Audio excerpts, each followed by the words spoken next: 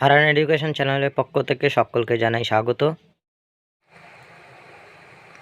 আজ নবম শ্রেণীর ছাত্রছাত্রীদের জন্য তৃতীয় অধ্যায় পৃথিবী পৃষ্ঠে কোনো স্থানের অবস্থান নির্ণয় থেকে কিছু প্রশ্ন বলতে চলেছি এবং ভিডিওর মধ্যে বলতে দেবো এর উত্তর তোমরা কোথায় পাবে। চলো মূল ভিডিওটা শুরু করা যাক।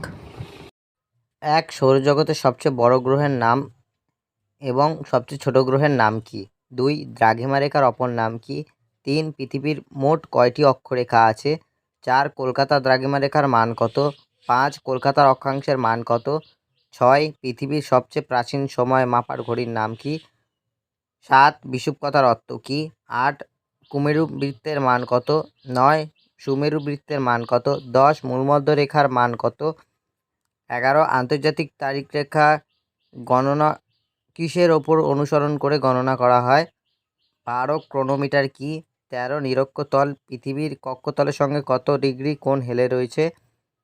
14. গ্রিনিচের সঙ্গে ভারতের প্রমাণ সময় পার্থক্য কত? 15. দেশান্তর নামে পরিচিত কোন রেখা? 16. অক্ষরেখা কি? 17. মকর সংক্রান্তি কবে হয়? 18. পরস্পরের প্রতিবাদ স্থান কি?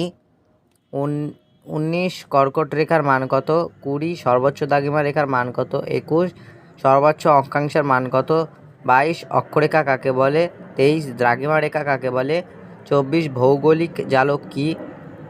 25. নিরক্ষরেখা বলতে কী বোঝো? 26. মূলমধ্য রেখা বলতে কী বোঝো? 27. নিরক্ষতল কি? 28. মহাবৃত্ত কি? 29. সমন্বরেখা কি? 30. পৃথিবীর প্রধান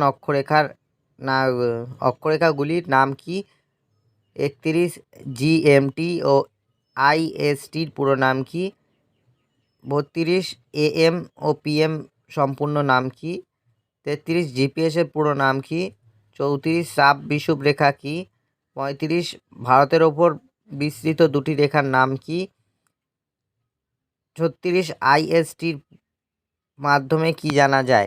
38. 1 ডিগ্রি দ্রাঘিমা রেখার পরিবর্তন হলে কত মিনিটের পরিবর্তন হয়? 39. মেরিডিয়ান শব্দের অর্থ কোন ভাষা থেকে? 40. দ্রাঘিমা রেখা ও অক্ষরেখার বৈশিষ্ট্যগুলি লেখো। ভিডিওটি কেমন লাগলো কমেন্ট করে জানাতে ভুলবে না। আর এরকম নতুন নতুন ভিডিও পাওয়ার জন্য চ্যানেলটা সাবস্ক্রাইব করো। তোমাদের অনেকগুলি অধ্যায়ের ভিডিও আমার চ্যানেলে পোস্ট করা আছে, দেখে নিও ভিডিও শেষে। আর এই সকল প্রশ্নের উত্তর আমার ডিসক্রিপশন বক্সে পেয়ে যাবে, লেখা থাকবে প্রশ্ন উত্তর। দেখা হচ্ছে পরবর্তী ভিডিওতে, ততক্ষণ ভালো থাকো, সুস্থ থাকো।